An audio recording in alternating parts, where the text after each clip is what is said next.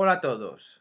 Volvemos con las entrevistas y esta vez es el turno de Isabel Villagar, profesora de canto y autora del blog La Brújula del Canto. Una entrevista que no debes perderte.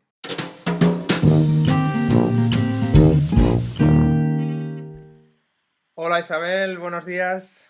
Buenos días, David, ¿cómo estamos? Muy bien, bueno, lo primero de todo es agradecerte que hayas atendido a estas entrevistas y qué decir de nuestra invitada, que es Isabel Villagar, profesora de canto, bloguera y bueno, con una actividad tremenda en el mundo online y también, por supuesto, en el mundo offline. Un placer auténtico tenerte en estas entrevistas. Gracias. Muchas gracias a ti por la invitación y seguro que vamos a pasar un ratito muy ameno hablando de la respiración también y del canto, no solo para los cantantes, sino para los instrumentistas de viento y los músicos en general. Esa es un poco la idea de esta entrevista, ese es el objetivo. Que, bueno, pues que nos cuentes cuáles son los beneficios que tiene, por supuesto, para los músicos el cantar y también vamos a enfocarlo a los músicos de viento metal. Así que nada, vamos a empezar, ¿eh? ¿Te parece bien? Me parece genial. Pues nada, vamos a ello. Bueno, pues lo primero es la estructura que yo siempre sigo, que es que nos cuentes pues quién eres y cuál es tu background. Pues bueno, yo empecé en el mundo de la música muy jovencita, siempre quise ser cantante, estudié piano, estudié canto y vengo de una familia de profesores y siempre he tenido la vocación pedagógica. Así que estudié pedagogía del Ajá. canto y bueno, me dedico a full a esta labor que es, pues eso, enseñar a cantar y también a hablar bien Ajá. delante de una audiencia, de un público, a diferentes profesionales. Y bueno, eso es un poco de dónde vengo y lo que hago actualmente. Y nos podías contar un poco, bueno, pues para todas aquellas personas que no te conozcan, dónde te has formado musicalmente. Pues bueno, empecé en Valencia, después estudié en el Conservatorio Superior la carrera de Pedagogía del Canto y la culminé con matrícula de honor y premio fin de carrera y después me formé con diferentes músicos de reconocido prestigio, entre otros Montserrat Caballé, Ajá. de la que aprendí pues toda la técnica de respiración y bueno, con otros muchos por toda Europa. Y bueno, esa es un poco Qué bien. mi background como cantante y como profesora. Muy bien. Bueno, pues vamos de lleno un poco con el objetivo de esta entrevista, que es que nos cuentes, porque bueno, todo el mundo tenemos claro, más o menos los profesores o los músicos, la importancia de cantar, pero muchas veces es algo que está muy difuso, ¿no? Que no lo tenemos, bueno, pues lo sabemos de oídas o porque alguna vez nos lo han dicho algún profesor nuestro que tienes que cantar más, pero realmente los que sabemos, bueno, pues que yo los que hemos tenido problemas en ese aspecto y nos hemos dedicado a mejorar nuestro canto interior o al canto exterior, lo que quieras, pero sobre todo a cantar mucho, pues nos damos cuenta de la gran importancia que tiene. Entonces, me gustaría que nos contaras qué beneficios tiene el canto para un músico. Bueno, para un músico y para un no músico. Realmente los estudios han demostrado que nacemos con una potencialidad tanto para el habla como para el canto. La cuestión es y si te fijas en los bebés, aprenden primero a entonar las palabras o los contornos melódicos y después lo hacen mejor que el decir las propias palabras o las propias consonantes, porque eso es un proceso de aprendizaje y de maduración también de toda la musculatura. Eh, la pregunta que nos tenemos que hacer es ¿por qué cuando somos pequeños dejamos de cantar? Seguramente porque en nuestro entorno no se canta, no se fomenta, no se le da un valor. En la escuela, pues hay escuelas que sí que utilizan la canción pues, en los niños pequeños para aprender rutinas, para aprender lenguaje, para aprender vocabulario. Los profesores de idiomas también lo utilizan. Pero llega un momento Ajá. en la formación, en la vida de un niño en la que por no sabemos qué razón se deja de cantar. Y entonces, ¿qué pasa? Esa ruta neuronal se debilita Ajá. y entonces después hay que reactivarla. Entonces, desde la pedagogía del canto, ¿vale? Ya se sabe que eso es posible, que se pueden reactivar esas conexiones neuronales y esos patrones musculares para, digamos, reaprender algo que ya está en nosotros.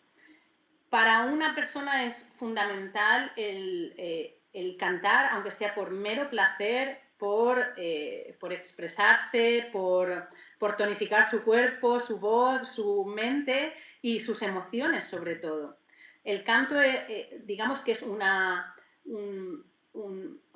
siempre digo que el que no gritó y no cantó se quedó en la línea evolutiva. Yeah, yeah. Entonces, claro que tiene mucha importancia en la formación de un músico el cantar, porque es el instrumento primordial. Todas las culturas Claro, cantan, y eso ya lo estudió Alan Lomax hace mucho tiempo. Y, ¿qué decir? O sea, cuando uno canta, imagina el sonido. claro. Ahí está. Entonces, cuando imagina el sonido, es capaz después de reproducirlo. Si no existe ese trabajo del oído interno y de esa imaginación sonora, es muy difícil crear algo que previamente no está en la mente, en la cabeza, ¿no? O en el cuerpo. O sea, muchas veces necesitamos vivenciar el ritmo, vivenciar las sensaciones en nuestro cuerpo para poder transmitir esa música que sentimos. Y el canto es, digamos, el instrumento fundamental y esto ya nos lo han dicho grandes Sí, sí, pedagogos, sí. Willems, Kodály, Dalcroze. Sí, la verdad que estoy muy de acuerdo con todo lo que comentas porque además me gusta mucho y es algo que yo también comento con mis alumnos, la importancia de la creación, ¿no? De que Uh -huh. tenemos que crear el sonido primero en nuestra mente para poder reproducirlo. Yo me encuentro a veces con muchos alumnos que vienen y te dicen, y lo que están es más a la reacción. Fabrican el sonido, ven, lo escuchan y luego modifican. Cuando, claro, ahí ya ese proceso no funciona nada bien, sobre todo cuando tú quieres hacer interpretar una serie de, bueno, una melodía bonita o algo así, o primero la cantas o primero la fabricas tú, o si no va a ser muy difícil que luego tus músculos reaccionen de forma correcta, ¿no? Entonces, eso lo decía también dentro de la pedagogía que está muy basada en el canto, que es Arnold Jacobs, ¿no? El tubista de la Chicago Symphony durante en el siglo XX, que fue uno de los mayores pedagogos de metal, y está basado todo, se llama, uno de sus libros más famosos se llama Son and Wind, es decir, canto y viento, ¿no? Y está ahí la clave, ¿no? En cantar muchísimo y bueno, pues estoy muy en consonancia con esto. Y tú que, aparte de ya nos has dicho, por supuesto, la importancia que tiene para el músico, en especial, ¿tú entiendes que el músico de viento metal debe ser, sobre todo por cómo producimos el sonido, que es en nuestros labios y que realmente el instrumento es un mero amplificador, es algo que se debe trabajar incluso de forma más insistente? ¿Tú piensas que debería ser así? Sí, mira, yo creo que los músicos somos, pues eso, deportistas de músculo pequeño, ¿no? Que dicen. Y claro, o sea, nadie imagina a Rafa Nadal, por ejemplo, o a Messi, o a Pau Gasol, ¿vale? Pensando que ya solo por ser alto o por tener una gran habilidad ya no hace falta que entrene. Yeah. Y del mundo del deporte tenemos que sacar mucho aprendizaje, puesto que tenemos que entender que para tener nuestro cuerpo a punto hace falta equilibrio, ¿vale? Equilibrio en el sentido de coordinación, de fuerza, de resistencia, ¿sabes? De crear patrones neuromusculares eficientes que después permitan la automatización de los gestos y la integración en un gesto más grande. Por poner un ejemplo, o sea, los jugadores de baloncesto entrenan la carrera, entrenan el botar la pelota, entrenan el dribbling y entrenan también el lanzar a canasta, para que después haya una organicidad en función de la demanda que se tiene. Para los músicos de viento, en general para todos, pero sobre todo para los músicos de viento y para los cantantes, es muy importante entender qué sucede en nuestro cuerpo cuando hacemos un buen gesto de la respiración y en el caso de, o sea, y una buena coordinación en el caso de los cantantes de cuerdas vocales y tracto vocal, y en el caso de los instrumentistas de viento, ¿vale? De no añadir tensión excesiva en lo que es toda la musculatura del cuerpo, de la mandíbula, del cuello y de los labios. ¿Por qué? Pues porque un exceso de tensión en cualquier parte del cuerpo va a provocar compensaciones que después van a afectar a la capacidad de interpretar, de crear, de disfrutar haciendo música. Debemos ser muy conscientes de eso. Y, por ejemplo, en los instrumentos, como es el caso de la tuba u otros instrumentos que necesitan de una gran resistencia física a nivel de solo sujetar el instrumento, es muy importante que los músicos se conciencien de que si toda la musculatura de la espalda, que si toda la postura no está bien trabajada, al final eso va a afectar a la manera de respirar y a la manera de emitir. Eso es lo que yo considero fundamental para un instrumentista de viento, que además tiene que hacer el sobreesfuerzo, porque los cantantes no llevamos nada encima, ¿vale? de sostén del instrumento. Entonces es muy importante que todo el cuerpo esté preparado, ¿vale? Para no producir compensaciones. Y esto me parece muy interesante. Aprovecho ahora para, ya que nos has hecho esta pequeña introducción, algunas claves prácticas para que, bueno, pues el que vea esta entrevista se las lleve y diga qué puedo practicar para mejorar cantando. Evidentemente acabas de dar una, que es la de la importancia de que nuestro cuerpo esté relajado tocando, que solo tenga la tensión necesaria, ¿no? Que eso es un trabajo de concienciación bastante importante, ¿no? ¿Y qué otras cuestiones crees tú que son importantes a la hora de, bueno, pues para mejorar el canto, tanto físicas como psicológicas?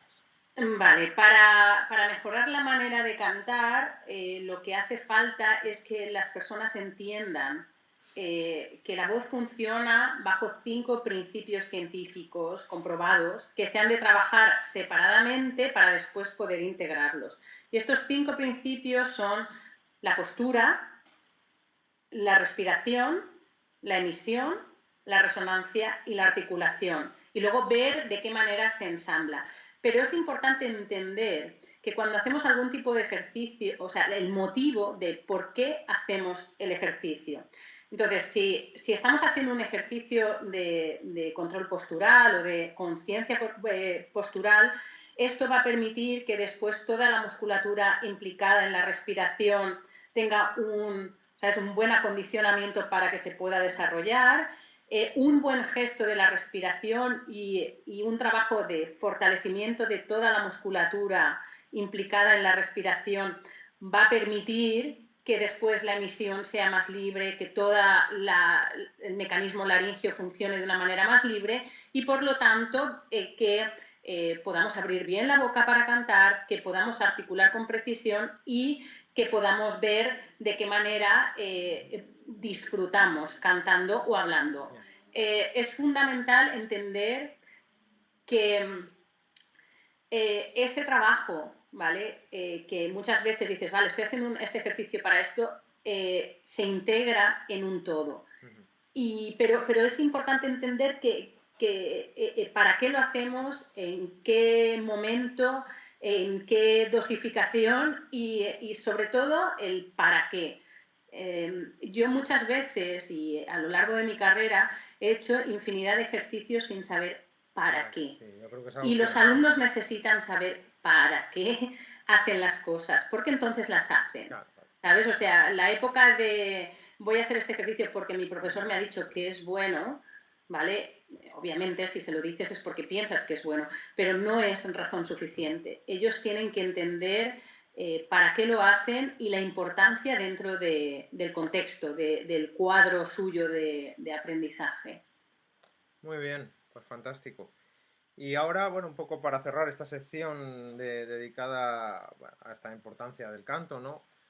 Sí que me gustaría que nos contaras, tienes mucha experiencia pedagógica, si crees que esto no... Es decir, el canto es algo que, por lo menos es lo que yo veo, sí que hay profesores que lo hacen, pero ¿crees que en los conservatorios o en las entidades de educación musical no se le da toda la importancia que debería a este tipo de concepto? Yo, porque no lo hacía al principio cuando yo empecé a dar clase, ha sido casi un proceso de descubrimiento cuando empiezas a probar cosas, pero nadie me lo contó en el conservatorio. Por supuesto, nunca tuve una asignatura de cómo dar clase bien, ni qué herramientas utilizar, y por supuesto, cuando das clase a los niños, es decir, la evolución es tan grande cuando se canta y luego se toca, es que es bestial. Yo tengo aquí una serie de libros que utilizo sobre todo en los primeros cursos de elemental, y me acuerdo a veces que no salir por ningún lado, todo desafinado, todo lo cantamos con el acompañamiento, que es divertido para ellos. Encima utilizo también que pongan las posiciones, y luego lo tocamos, y es que es como la noche y el día. Es una mejoría muy grande. ¿Sabes lo que pasa? Que sí, es lo que te he dicho antes.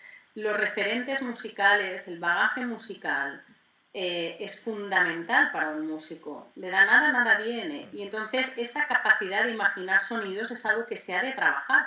O sea, nos hemos de olvidar de dos cosas desde el punto de vista pedagógico. Una, que el niño cuando... que no es necesario cantar, ¿vale? Que ya hemos incidido en esto, porque sí que es necesario, no solo para esa imaginación sonora, sino para hacer un correcto desarrollo de la voz en toda la carrera como músico. Seguramente si tú no lo utilizabas en tus clases al principio era porque no te sentías cómodo, porque no valorabas esa importancia, y con el tiempo y con la experiencia y la necesidad de probar cosas nuevas para ayudar a tus alumnos, te has dado cuenta de que era un recurso fundamental. Claro. En los currículum está, y de hecho en el elemental tienen clase de lenguaje musical y clase de coro. La cuestión aquí es por qué no existe, que yo me lo preguntaba ya cuando estudié, ¿vale? Porque yo empecé tocando el piano y posteriormente estudié canto. ¿Por qué no existe un elemental de canto? ¿Vale? Que esto nos tenemos que remitir a casi a Manuel García, ¿sabes? A principios del siglo XIX, que hubo un gran debate sobre esto. Y luego, ¿por qué existe el concepto de que aprender a cantar es aprender a cantar ópera? ¿Vale? O, ¿sabes? Entonces, hace falta mucha implicación por parte del profesorado, sobre todo para entender que es posible, que es saludable, que no existe ningún riesgo científicamente comprobado, ni riesgo ni psicológico, ni pedagógico, ni fisiológico de que los niños canten. Pero claro, igual que tú a un niño cuando empieza no le pones un obrón de tuba y empiezas con cosas sencillitas, con el canto sucede lo mismo. Tenemos que adaptar el repertorio a la fisiología, ¿vale? Y a las posibilidades vocales de los niños, y no al revés. Entonces, eso requiere de un cambio de paradigma total, ¿vale? De entender que la clase de coro es una herramienta potentísima para formar vocalmente y para dar herramientas de técnica vocal a los niños acordes a su edad y acordes a sus capacidades y a su fisiología, y que eso tenga un trasvase al resto de las clases. Entonces, ¿qué pasa? Que si los profesores tenemos más herramientas, de hecho, en mi segundo libro, el Guía Práctica para Cantar en un Coro, mi objetivo, o sea, yo escribí ese libro con muchísimo cariño, reflejando mi manera de pensar con respecto a la pedagogía del canto en agrupaciones corales, porque muchas veces es solo, vale, abre la boca y canta. Y entonces dices, vale, y muchas veces hacen las correcciones en plan, esto está desafinado, ¿y qué tenemos que hacer para que no esté desafinado? Ah, no sé, está desafinado. Entonces, ese tipo de indicaciones sirven para poco. El profesor tiene que saber que esto está desafinado, pues porque no se está abriendo bien la boca, porque no se está respirando bien, porque es una interválica que tiene que hacer más piano, la nota más grave para poder hacerla más aguda, etcétera. Y todo eso, ¿vale? Además lo puse con dinámicas para poderlas trabajar en grupo, que es lo chulo, ¿no? Para que sea ameno, para que sea divertido, para que la técnica no sea como diciendo, ay, hay que hacer técnica vocal, ay, vamos a tener que hacer vocalizaciones, ay, no, se puede hacer todo a modo de juego, diversión, creatividad, improvisación y todo eso con la voz. Entonces, creo que ese cambio de paradigma llegará, ¿vale? Porque muchos profesores ya tienen esa inquietud y esa necesidad de entender qué pasa con las voces de los niños y hasta dónde podemos pedirles. Sí, además yo soy de la opinión que la música se hace en grupo y cuanto más se toque en grupo, se cante en grupo, mucho más divertido es todo y mucho más se aprende todo el mundo. Entonces yo lo he visto aquí en el conservatorio, que tenemos un gran profe de coro que ha hecho una revolución, pero claro, el problema que tiene es que realmente coro aquí en Asturias es segundo y tercero de elemental y luego hay algunos coros a nivel profesional de enseñanzas profesionales me refiero, pero sí que creo que eso que habría que ampliarlo mucho más a la mayoría de todas las enseñanzas. Claro, en la Comunidad Valenciana, coro se imparte durante los 4 cursos de elemental. O sea, todos los niños de elemental, desde primero hasta cuarto y después en profesional, tienen la asignatura de coro una vez a la semana. Desde mi punto de vista, creo que empezar en tercero de elemental es tarde. Es tarde. Porque si el profesor de lenguaje musical no se pone las pilas al mismo tiempo que explica la entonación y los intervalos de dar técnica vocal, y muchas veces, pues claro, tiene que hacer otra serie de cosas, pues se queda un poquito cojo. Sí. Y es más, o sea, esas capacidades de aprender a cantar, a partir de los 8 años los niños pueden perfectamente. De hecho, yo aquí en la Comunidad Valenciana lo he hecho, incluso con niños más pequeños. La cuestión aquí es saber cómo trabajarlo. Siempre lo digo, saber qué ejercicios elegir, qué dinámicas elegir, qué repertorio elegir, para que los niños siempre se sientan cómodos. Siempre digo que es mejor algo fácil, bien hecho, que no muchas cosas mal hechas, ¿no? O mal cantadas o mal interpretadas. ¿Por qué? Porque algo que se empieza y se termina y está bien hecho provoca una gran satisfacción y una gran motivación en los alumnos. Si no lo hacemos así, poco a poco vamos mermando y entonces ellos al final acaban teniendo un autoconcepto de por mucho que me esfuerzo nunca me sale. Por mucho que estudio no me sale bien. Entonces tenemos que ser conscientes que hay que alimentar la autoestima de los alumnos. Obviamente hay que ponerles retos, pero también hay que ponerles cosas para que disfruten, para que se sientan sobrados, que no sientan vergüenza de un día en su casa cantar delante de su familia y decirle, mira qué canción más bonita hemos aprendido, y que lo hagan con naturalidad, porque muchas veces la vergüenza no te cantarán en clase porque, ay, es que como no lo he hecho nunca y es que me da vergüenza y es que yo no lo hago bien, es que... Entonces convertimos a los alumnos en unos esquerosos, que digo yo, ¿sabes? O sea, con toda la retahíla de esques, uno detrás de otro. Muy bien, bueno, pues la verdad que muchas gracias por tus reflexiones, me parecen muy interesantes y la verdad que necesitamos cambiar, hacer muchos cambios, bueno, en las enseñanzas del conservatorio ya lo sabes tú bien, pero en este aspecto lo creo fundamental, que sería algo muy positivo que los alumnos ya, al menos aquí en Asturias, que tuvieran coro desde primero de elemental. Así que bueno, a ver si se consigue poco a poco. Bueno, y si no, ya te digo, la tarea está en los profes de instrumento que le den ese valor, claro, y el profesor de lenguaje musical, ¿sabes? Es que se nos meta en la mollera como profes de instrumento que la voz es el primer instrumento humano. Sin duda. Bueno, fantástico. Muchas gracias por estas reflexiones que considero que son muy interesantes. Ahora cambiamos un poco de tercio y nos vamos a ese lugar por el que yo te conocí, que es el blog, y esta actividad frenética que llevas también en redes sociales, difundiendo todas las cosas que haces y sobre todo todo relacionado con el canto. Y bueno, pues me gustaría que nos hablaras un poco de tu blog, de la Brújula del Canto. ¿Por qué decidiste crearlo? Pues mira, hay varias razones por las que empecé a escribir el blog. La primera de todas era que tenía alumnos en los que, en diferentes sitios, en los que a los que me gustaría es que que conocieran ese espacio virtual y poder compartir con ellos contenidos que muchas veces en el tiempo de clase no me daba tiempo o no tenía conexión o entendía que el componente audiovisual era mucho mejor que yo estuviera explicando cosas arduamente. Ya. La frase de una imagen vale 1000 palabras, en el caso del blog es total. La segunda es porque es verdad que yo para aprender muchas de las cosas que ahora explico en 10 minutos estuve años. Yo leía todos los libros de canto, yo estaba muy interesada en el tema, pero entendía que no tenía por qué ser tan complicado.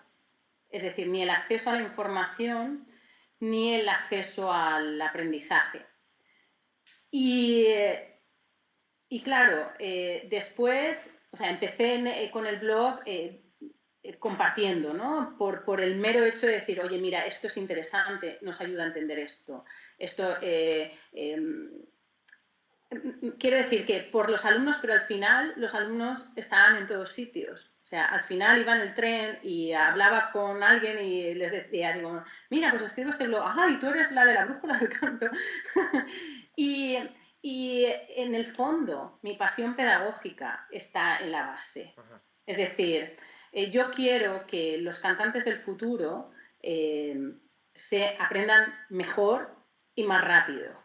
Es decir, que tengan un criterio y que entiendan que la ciencia, ¿vale?, nos ayuda mucho, que la ciencia está en la base de todos y que hay que salir de la concepción de un profesor que tiene la verdad absoluta, porque no es verdad, no es verdad. Todo profesor debe entender que tiene que estar actualizándose continuamente, que tiene que estar probando cosas nuevas, escuchando qué hacen otros, leyendo e investigando para poder evolucionar en la materia en general y luego profesionalmente también. Yo entiendo, a mí el blog me ha servido como una herramienta de desarrollo profesional y lo tengo que decir porque es que es así. empiezas a tirar de un hilo, empiezas a cultivar tu curiosidad, de repente ves algo interesante y dices, ostras, esto no lo había visto yo desde este punto de vista, me parece más interesante de lo que yo hacía antes. Entonces, tenemos que evolucionar. Y luego, con respecto a la pedagogía del canto en España, es necesario que los profesores de canto, en general, hagamos una reflexión de que el trabajo en equipo, de que ver cómo hacen las cosas otros es bueno para todos. Sí. Yo cuando voy a los congresos internacionales, vuelvo con las pilas cargadas. ¿Por qué? Porque ves los avances, entiendes cómo hacer mejor las cosas, entiendes qué enfoques puedes aplicar al alumno en función de su manera de aprender. Es una cuestión de actitud y esa actitud es necesario que muchos profesores de canto la revisen, porque cuando yo me voy fuera estamos 2, 3 profesores de canto de toda España en eventos de referencia internacional. Entonces es necesaria mucha apertura y el blog tiene esta función también. ¿Sabes? Es suficientemente grande y amplio para que quepan autores invitados, entrevistas, experiencias de otros cantantes, experiencias de otros profesores. Y eso une y crea comunidad, que es lo que se trata. Exacto. Y el crear una comunidad con confianza, ¿sabes?, con apertura, es bueno para todos. Sí, porque los estudiantes del futuro tendrán otra visión de lo que es esto. Yo es una de las cosas que noto con el blog, por supuesto, lo que decías, el gran desarrollo profesional y personal, porque al final tú tienes que, si quieres publicar de forma asidua, tienes que ser súper rígido contigo, me refiero, ser muy disciplinado, porque si no eso no funciona. Pero sí que opino igual, en el mundo de la tuba pasa igual, ¿no? Y yo es una de las cosas que poco a poco estoy intentando hacer, que es crear comunidad y que si somos capaces de unirnos, va a crecer mucho más sobre todo la base, que es lo que más estoy interesado yo, hacer la base de la pirámide súper grande para que luego arriba vayan llegando, difundir el instrumento. Y bueno, que es una de mis, ya que yo tengo claro que es mi misión. Mi misión, yo lo descubrí, mi misión es difundir la tuba y el bombardino en la sociedad española y que sea igual que un piano, que un violín. Y es mi misión. Y creo que me queda mucho por hacer, así que estoy feliz porque me Bueno, apasiona. piensa que tienes el resto de tu vida. Por eso, es que me apasiona muchísimo y me lo paso muy bien. Lo descubrí, ¿eh?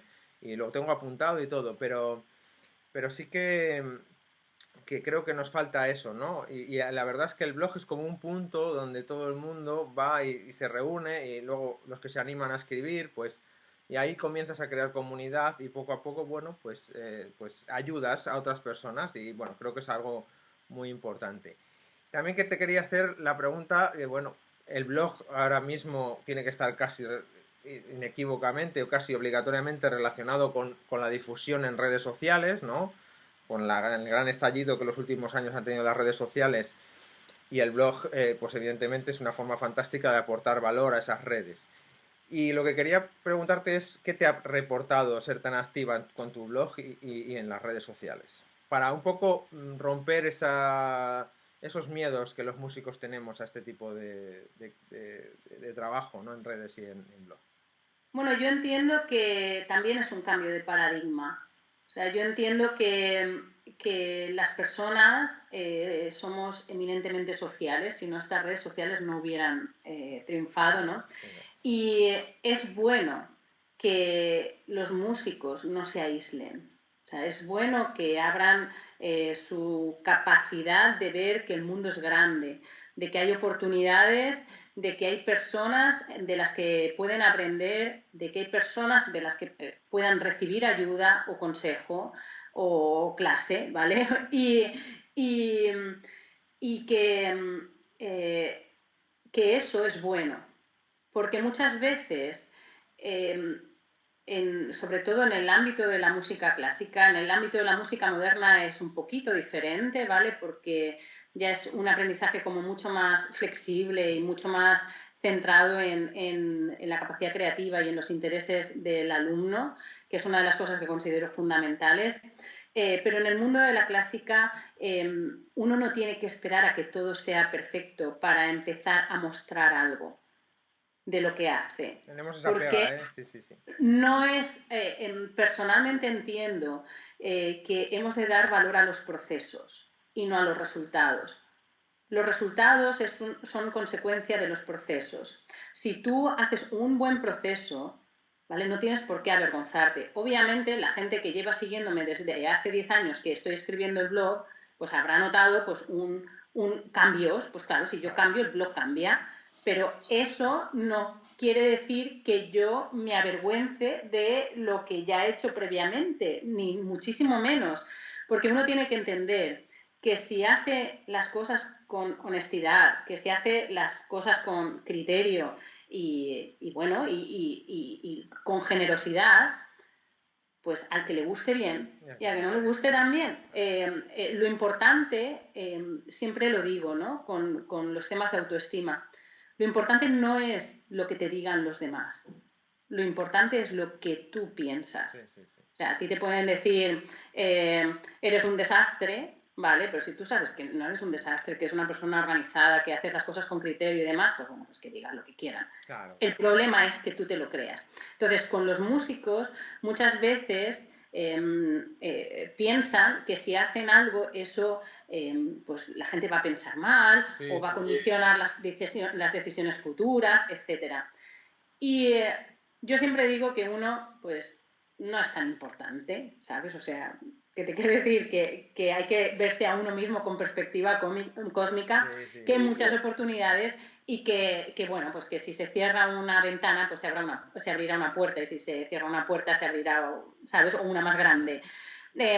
Es una cuestión de... Y también, mira, te voy a hacer una reflexión con respecto un poco a cómo está establecido en España el sistema educativo musical, porque creo que está un poco en la base de ese miedo a mostrarse. Sin duda. O sea, si resulta que a los 8 años haces una prueba para entrar en un conservatorio, pero a los 4 años resulta que tienes que hacer otra, y a los 18 años tienes que hacer otra y después tienes que hacer una oposición o lo que sea, eso genera un caldo de cultivo de competitividad y de estar centrado en el resultado en vez de en el proceso.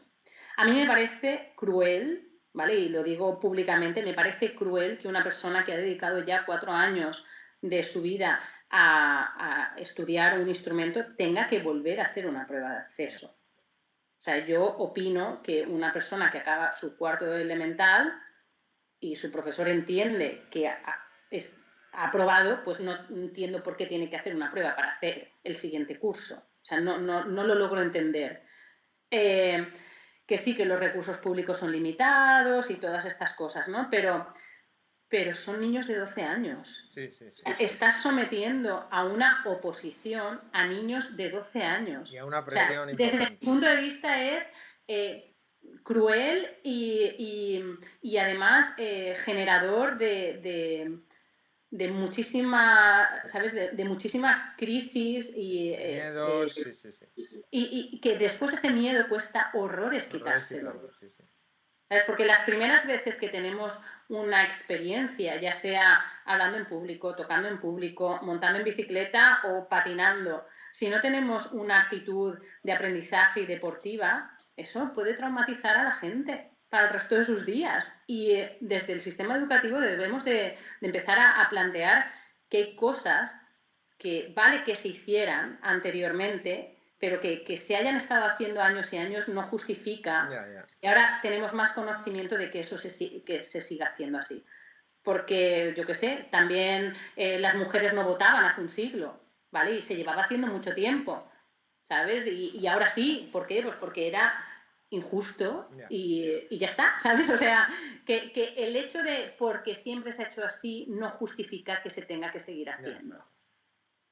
Pues nada, fantástico. Cuéntanos un poco, bueno, quería saber un poco para terminar esta sección, en tu opinión, nos has estado hablando del cambio de paradigma, ¿no? que hemos sufrido varios en los últimos años, y yo la verdad que opino igual que tú.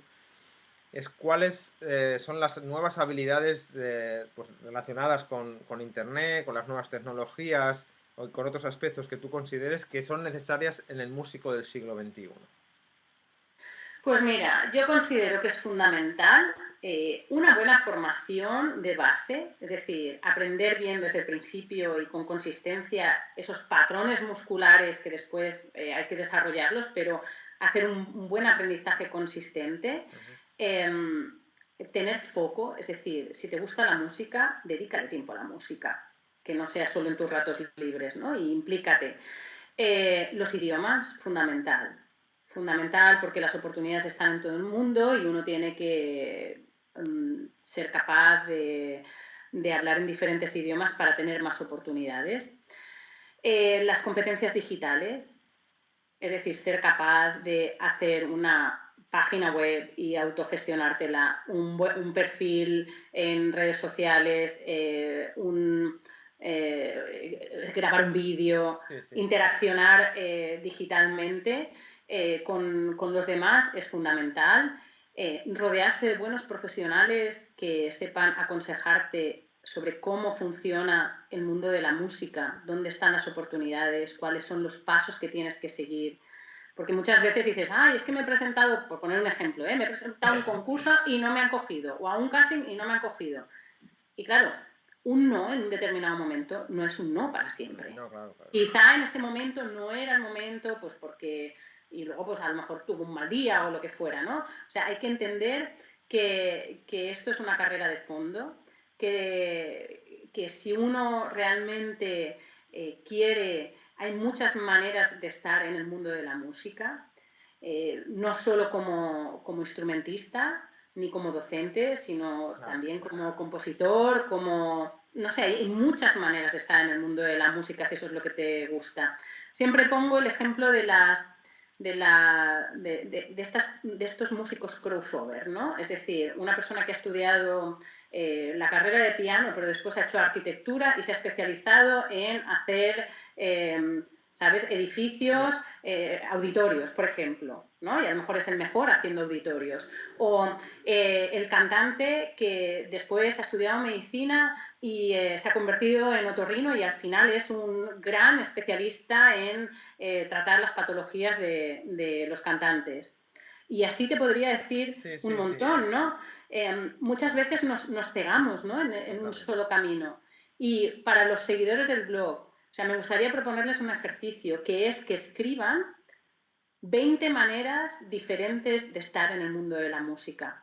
Porque eso, ese pequeño ejercicio, ¿vale? Les va a abrir la mente y sobre todo si sienten mucho estrés o mucha presión porque van a hacer una prueba, porque van a hacer un examen, porque se van a enfrentar a un reto importante, que vean que bueno, si no funciona un camino, tienen muchos caminos para explorar después.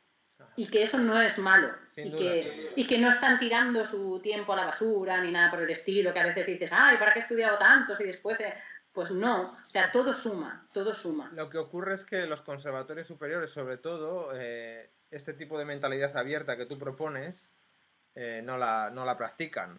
Más bien al revés. Es decir, bueno, ya lo sabes, se está repitiendo mucho que está la mayoría, hay algún centro que se salva, por supuesto, pero enfocados hacia solista y trabajo en las orquestas, cuando eso, bueno, apenas existe ya. O me refiero, hay, por supuesto, a nivel europeo, pero la competitividad es altísima, ¿no? Entonces, bueno, yo creo que todo esto me parece muy interesante para que la gente vaya reflexionando y a ver si se puede afrontar en los próximos cambios, porque... Es más, te diría que hay una habilidad más, que es la actitud emprendedora. Es decir, si no tengo trabajo, ¿de qué manera puedo crearlo? Es decir, si resulta que yo quiero hacer conciertos, pero no me contrato, o sea, yo qué sé, o no Sí, sí, entro no en sé. una orquesta para hacer conciertos, por ponerte un ejemplo, ¿de qué manera puedo yo hacer una propuesta innovadora, bonita, diferente? Porque una de las cosas que veo yo es que realmente para estar en este mundo de la música tienes que tener algo que te iguale, es decir, que cuando te valore un tribunal, pues digas, bueno, vale, sí, esta persona, si es capaz de tocar esto, es que es válido, pero también tienes que tener algo que te diferencie. Sí, sin duda. Porque si no, ¿vale? Personas que tocan una determinada obra pueden haber muchas, pero que hagan una propuesta, que tengan esa capacidad de crear algo de la nada, de esas no hay tantas. No hay tantas. No. Entonces, esa capacidad de crear un proyecto, de hacer un presupuesto de producción del proyecto, un presupuesto de actuación, de redactar una propuesta, de saber dónde las puedes enviar, pues yo qué sé, ¿sabes? A los diferentes servicios de cultura, etcétera, todo ese tipo de bagaje también es importante tenerlo. ¿Por qué? Pues porque no es normal, desde mi punto de vista, que ya cuando acaban el grado medio ya deberían de tener un poquito de esto, porque les damos un título profesional sin duda. de músico, para poder ejercer de músicos. Entonces, eso ya debería ser razón suficiente de que tuvieran algún tipo de asignatura, y eso desde la Asociación de Músicos Profesionales estamos siendo muy pesados, ¿no? De que es necesario una orientación laboral en los músicos, que en el resto de disciplinas, ¿vale? Tienen esta asignatura en la que se les enseñan todo este tipo de cosas. ¿Por qué? Pues porque a ti te puede gustar mucho. Puedes utilizar aplicaciones del móvil en la clase, puedes enseñarles tu blog, puedes decirles... Pero llega un momento en que son tantas cosas, ¿sabes? Que da para una asignatura entera. Sí, da para una asignatura y más. Sí, da para mucho tiempo. Y sobre todo es esa actitud. Y esa actitud es la que desde pequeñitos debemos cultivar. Es decir, animar. Que cuando te llegue un alumno y te diga, ay, me gusta esta obra, vale, vamos a tocarla. Claro. Que no le digas, no, esto hazlo por tu cuenta y ya está. No. Vale, a ver, ¿y por qué te gusta? Y cuéntame más cosas. Porque si empezamos a tirar de ese hilo, tenemos en nuestra mano la motivación por la música y por el instrumento. Sin duda. Pues nada, fantástico. Terminamos con la última pregunta que hago a todos los entrevistados y que está bastante relacionado con esto que acabas de comentar, pero bueno, creo que es importante que nos des tu punto de vista, y es cómo ves el futuro laboral de los músicos en España a día de hoy. A ver, diré que han habido avances, pero no suficientes, que es muy necesario que los estudios superiores de música se integren en la universidad, porque los estudiantes pueden tener problemas de movilidad a la hora de irse a Europa. Esto creo que es muy, muy urgente. O sea, ya llegamos tarde, llegamos muy tarde. Pero también te diré que a nivel profesional, de desarrollo de la profesión, el hecho de que se esté tramitando el Estatuto del Artista es fundamental. O sea, los estudiantes de música no pueden tener solo en su cabeza el hecho de acabar la carrera y hacer una oposición a una orquesta, a un conservatorio, o dedicarse a la docencia, cuando encima el foco que te hacen tener en el conservatorio es que tienes que ser instrumentista, ¿vale? Hay que ajustar expectativas con realidad, ¿vale? Sí. Y la realidad es que las cosas tienen que ir mejorando, pero a nivel de músico profesional. Es decir, el ecosistema o el caldo de cultivo en el que los músicos se han de desarrollar, ¿vale? Se supone que estamos en ello, ¿vale? Ahora falta que los políticos al final den el sí y hagan todas esas reformas, pero es necesario también que los músicos entiendan que ser músico es una profesión inestable, intermitente, muchas veces insegura, y que, bueno, puede ser que tengan que desarrollar habilidades que en el conservatorio no les hayan dado. Yo siempre digo que lo que te he dicho, idiomas, competencia digital, ser un buen instrumentista, ser una buena persona, ¿vale? Y es una carrera de fondo. Sí, ¿qué quieres que te diga? Yo tengo ejemplos para todo. Tengo ejemplos de gente bueno, pues que ha cogido, ha estudiado aquí, después ha ido fuera, tienen un montón de conciertos, tienen un montón de compromisos y demás, y conozco casos contrarios, ¿sabes? Gente con mucha capacidad y con mucho talento, pues que no está desarrollando una carrera. Y al final, mi conclusión es que es la actitud. Uno tiene que tener la actitud de mejora, la actitud positiva, centrarse en los procesos, compararse lo justo, entender que no hay un único camino para llegar a donde uno quiere llegar. Sabes que uno llega así, haciendo línea recta, y otro llega así, pero al final lo importante es mantenerse allí. Muy bien, pues nada, muchísimas gracias por todas tus reflexiones, que la verdad que han sido muy interesantes. Creo que va a ser una entrevista que va a gustar mucho, y bueno, pues ha sido un placer tenerte aquí en estas entrevistas, y gracias por aceptarla y venir a este blog tan tubero, y por todo tu buen hacer. Así que nada, un placer tenerte aquí.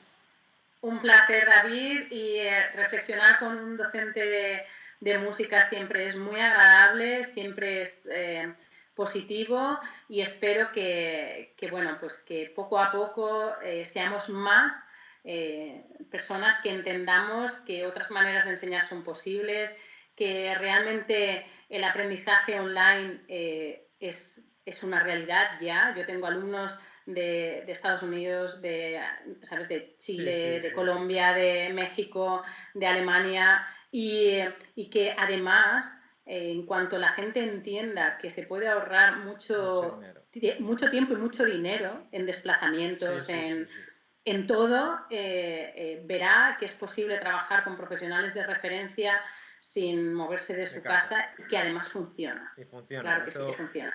Yo creo que eso lo estamos comprobando los dos, y es algo que funciona perfectamente, y solo hay que ponerle ganas y afrontar los problemas que vayan surgiendo hasta solucionarlos, y ya está. Pues nada, muchísimas gracias. Muchas gracias, David. Un placer y un saludo. Chao.